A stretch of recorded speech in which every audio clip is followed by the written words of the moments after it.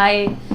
देखिए खांसी है, रेशा है, खांसी जा ही नहीं रही है, बहुत पुरानी चल रही है, किसी दवाई से आराम नहीं आ रहा है। चाहे आप लो, चाहे अपने बुजुर्गों को दो, चाहे बच्चों को दो।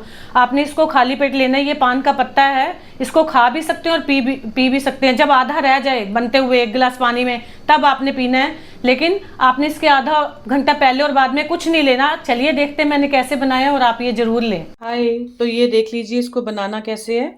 ये हमारा बेटल लीफ पान का पत्ता, आप इसको 2 तरीकों से बना सकते हैं।